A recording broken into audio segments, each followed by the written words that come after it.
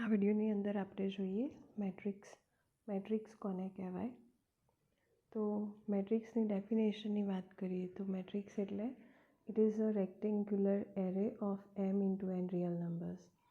મતલબ કે મેટ્રિક્સને આપણે જો સિમ્બોલાઇઝ કરવો હોય, ડિનોટ કરવો હોય તો કોઈ બી કેપિટલ લેટર્સનો યુઝ થાય અને એના જે એલિમેન્ટ્સ હોય એને આપણે સ્મોલ લેટર્સથી ડિનોટ કરીએ. હવે મેટ્રિક્સ એ શું થશે, તો માની લો કે અહીંયા આપણે લઈએ મેટ્રિક્સ એ. તો એ એક રેક્ટેન્ગ્યુલર એરે થશે કે જેની અંદર આપણે ટોટલ m રોઝ લઈએ અને n કોલમ્સ લઈએ, બરાબર. m રોઝ અને n કોલમ્સ. તો ટોટલ આ મેટ્રિક્સની અંદર મતલબ કે આ જે સ્ક્વેર બ્રેકેટ આપણે ડ્રો કર્યો એની અંદર ટોટલ કેટલા એલિમેન્ટ્સ આપણને મળે, તો m ઇન્ટુ n. આપણે જોઈએ તો જો ફર્સ્ટ રોની અંદર આપણે એલિમેન્ટ્સ લખીએ તો એમાં લઈએ એલિમેન્ટ તરીકે એ ફર્સ્ટ રો અને ફર્સ્ટ કોલમનો એલિમેન્ટ, એટલે અહીંયા આપણે લખીશું એની પોઝિશન બતાવવા માટે a11. એ જ રીતે ફર્સ્ટ રો અને સેકન્ડ કોલમનો એલિમેન્ટ a12. એ રીતે નેક્સ્ટ એલિમેન્ટ શું આવશે, a13. અને ટોટલ આપણી કેટલી કોલમ્સ, n કોલમ્સ. તો અહીંયા આપણી જે છેલ્લી કોલમ હોય જેને આપણે કહીશું nth કોલમ, એનું એલિમેન્ટ શું થશે, a1n. એ જ રીતે હવે સેકન્ડ રોના એલિમેન્ટ્સ લખીએ તો શું લખાશે, સેકન્ડ રો અને ફર્સ્ટ કોલમનો એલિમેન્ટ એટલે કે a21. એ જ રીતે સેકન્ડ રો સેકન્ડ કોલમનો element a22 up to last કોલમનો એલિમેન્ટ શું થશે, a2n. અને ટોટલ આપણી જે રોઝ આપણે કેટલી લીધી, m રોઝ. તો આપણી જે છેલ્લી રો હોય કઈ કહેવાશે, mth રો. તો છેલ્લી રોના એલિમેન્ટ લખીએ અહીંયા આપણે તો એ mth રો એટલે m અને ફર્સ્ટ કોલમ એટલે am1. એ જ રીતે સેકન્ડ એલિમેન્ટ થાય સેમ રોની અંદર am2 અને લાસ્ટ એલિમેન્ટ કયો મળશે આપણને, amn. તો અહીંયા આ મેટ્રિક્સની અંદર ટોટલ એલિમેન્ટ્સ કેટલા થાય, m into n. m row અને n કોલમ. તો આ બધા એલિમેન્ટ્સ થઈને આપણને મળશે total m into n real numbers elements તરીકે. હવે મેટ્રિક્સને આપણે ડિફાઇન કરવું હોય તો એ કઈ રીતે કરાય, તો અહીંયા આપણે લઈએ મેટ્રિક્સ એ. તો એ ઇઝ ઇક્વલ ટુ આપણે બધા એલિમેન્ટ્સ લખ્યા aij. કાં તો એને સ્ક્વેર બ્રેકેટની અંદર આ રીતે લખો અથવા તો પછી એને રાઉન્ડ બ્રેકેટની અંદર a is equal two aij, બરાબર. અને કારણ કે આપણી પાસે m રોઝ અને n કોલમ્સ હતી તો પહેલાં અહીંયા આપણે m લખીએ, વચ્ચે ક્રોસ સાઇન અને પછી n. આને કહેવાશે ડાયમેન્શન ઓફ મેટ્રિક્સ, બરાબર. તો કાં તો એને આપણે આ રીતે સ્ક્વેર બ્રેકેટની અંદર લખીશું અથવા તો પછી રાઉન્ડ બ્રેકેટની અંદર.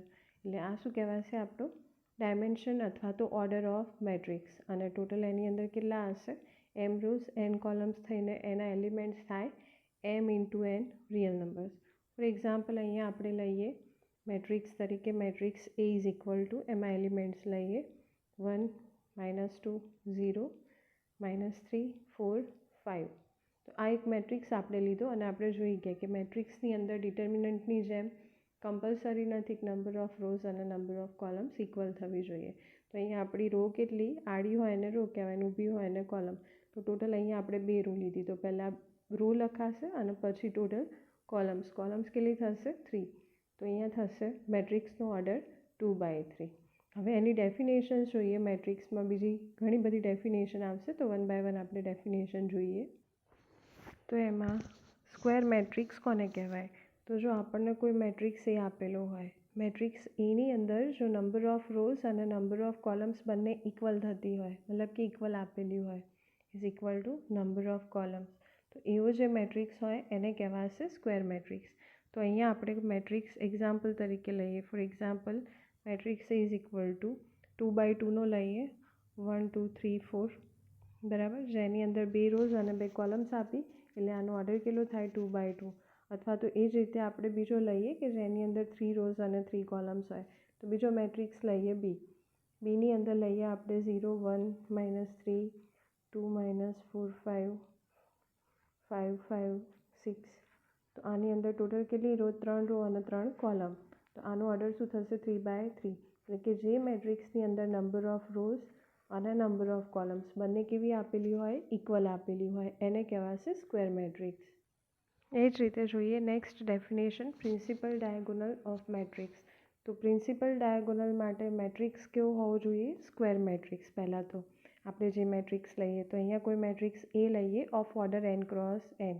અહીંયા આપણે ઓર્ડર n ક્રોસ n લીધો એટલે મેટ્રિક્સની અંદર નંબર ઓફ રોઝ અને નંબર ઓફ કોલમ્સ બંને કેટલી હશે n.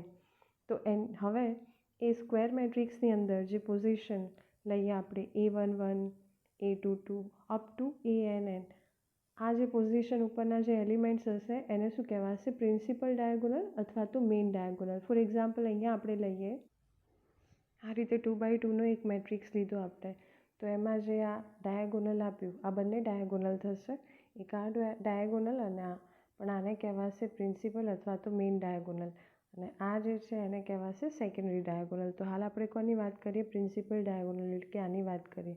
તો આ જે પોઝિશન આપી A11 A22 એને શું કહેવાશે મેઇન ડાયગોનલ અથવા તો પ્રિન્સિપલ ડાયગોનલ અને એના જે એલિમેન્ટ્સ હોય એને કહેવાશે એલિમેન્ટ્સ ઓફ મેઇન ડાયગોનલ. એ જ રીતે આપણે કોઈ 3x3નો મેટ્રિક્સ લઈએ, અહીંયા 1 2 3 4 5 6 7 8 9, આ 3x3નો એક મેટ્રિક્સ લીધો, તો આની અંદર પ્રિન્સિપલ ડાયગોનલ કયો થશે આ રહ્યો A, આને કહેવાશે પ્રિન્સિપલ ડાયગોનલ અથવા તો મેઇન ડાયગોનલ. હવે જોઈએ ડાયગોનલ મેટ્રિક્સ. તો એની માટે પણ કમ્પલસરી મેટ્રિક્સ પહેલાં તો કેવું હોવું જોઈએ સ્ક્વેર મેટ્રિક્સ. તો અહીંયા આપણે કોઈ મેટ્રિક્સ લઈએ A of order n cross n, તો જે મેટ્રિક્સ જે સ્ક્વેર મેટ્રિક્સની અંદર પ્રિન્સિપલ ડાયગોનલ સિવાયના બાકીના બધા જ એલિમેન્ટ્સ કેવા હોય 0 હોય એને કહેવાશે ડાયગોનલ મેટ્રિક્સ. એક્ઝામ્પલ તરીકે અહીંયા આપણે લઈએ matrix A is equal two 1 0 0 -2, તો આ આપણા મેઇન ડાયગોનલના એલિમેન્ટ્સ, એની સિવાયના બધા એલિમેન્ટ્સ કેવા હશે 0. એ જ રીતે આપણે 3x3નો મેટ્રિક્સ લઈએ તો એમાં પણ કઈ રીતે લખાય B is equal two main diagonal 1 0 0 0 -2 0 0 0 4, તો આ આપણું મેઇન ડાયગોનલ અને એની સિવાયના એલિમેન્ટ્સ બધા કેવા 0. અને જે મેટ્રિક્સ આપણે લઈએ એ કમ્પલસરી કેવું હોવું જોઈએ સ્ક્વેર મેટ્રિક્સ. તો આ જે મેટ્રિક્સ આપણે લીધો એને શું કહેવાશે ડાયગોનલ મેટ્રિક્સ. હવે જોઈએ સ્કેલર મેટ્રિક્સ. તો સ્કેલર મેટ્રિક્સ એ એક ડાયગોનલ મેટ્રિક્સ છે, બરાબર. ડાયગોનલ એટલે ઓલરેડી મેટ્રિક્સ આપણો સ્ક્વેર મેટ્રિક્સ તો હશે જ, પ્લસ એના જે પ્રિન્સિપલ ડાયગોનલના એલિમેન્ટ્સ હોય એની સિવાયના બધા એલિમેન્ટ્સ સ્કેલર મેટ્રિક્સ માટે પણ શું થવાના 0 થવાના. પણ સ્કેલર મેટ્રિક્સમાં શું આવશે કે આપણે જે સ્ક્વેર મેટ્રિક્સ લઈએ મતલબ કે ડાયગોનલ મેટ્રિક્સ એમાં પ્રિન્સિપલ ડાયગોનલના બધા એલિમેન્ટ્સ સરખા હોવા જોઈએ. એટલે કે અહીંયા આપણે લઈએ 2 0 0 2, તો આ જે મેઇન ડાયગોનલના એલિમેન્ટ્સ આપણને મળ્યા એ કેવા હશે સરખા. જ્યારે ડાયગોનલ મેટ્રિક્સની અંદર કેવું હોય કે અલગ અલગ હોઈ શકે, બાકીના એલિમેન્ટ્સ કેવા હશે 0. તો આપણે 2x2નું એક્ઝામ્પલ જોયું એ રીતે આપણે 3x3નો કોઈ મેટ્રિક્સ લઈએ, matrix B is equal two element change કરીએ તો -3 0 0 0 -3 0 0 0 -3, તો આ પ્રિન્સિપલ ડાયગોનલના બધા એલિમેન્ટ્સ સરખા હોય અને એની સિવાયના બાકીના એલિમેન્ટ્સ કેવા હોય 0 હોય. તો આ જે મેટ્રિક્સ છે એને શું કહેવાશે સ્કેલર મેટ્રિક્સ. નેક્સ્ટ છે યુનિટ મેટ્રિક્સ અથવા તો આઇડેન્ટિટી મેટ્રિક્સ. તો એક એવો સ્ક્વેર મેટ્રિક્સ કે જેની અંદર, અથવા તો આપણે એ રીતે બી કહી શકીએ સ્ક્વેર નહીં પણ સ્કેલર મેટ્રિક્સ, આને આપણે એક સ્કેલર મેટ્રિક્સ તરીકે લઈએ. એટલે સ્કેલર મેટ્રિક્સ ઓલરેડી કેવો હશે એક તો સ્ક્વેર હશે, બરાબર, અને પ્રિન્સિપલ ડાયગોનલના બધા એલિમેન્ટ સરખા હશે. તો આ મેટ્રિક્સની અંદર આપણે મેઇન ડાયગોનલ પ્રિન્સિપલ ડાયગોનલના એલિમેન્ટ્સ તરીકે જો યુનિટ વેલ્યુ લઈએ એટલે કે 1 લઈએ તો એને શું કહેવાશે યુનિટ મેટ્રિક્સ અથવા તો આઇડેન્ટિટી મેટ્રિક્સ. અને યુનિટ મેટ્રિક્સને ડિનોટ કરવા માટે આપણે મોટાભાગે સિમ્બોલ તરીકે આ યુઝ કરીએ. તો અહીંયા આપણે જો 2x2નો મેટ્રિક્સ લઈએ તો શું થશે, મેટ્રિક્સ થાય આપણો 1 0 0 1. કમ્પલસરી આ જે પ્રિન્સિપલ ડાયગોનલના એલિમેન્ટ્સ હોય એની વેલ્યુ કેટલી હશે 1, એટલે કે યુનિટ વેલ્યુ.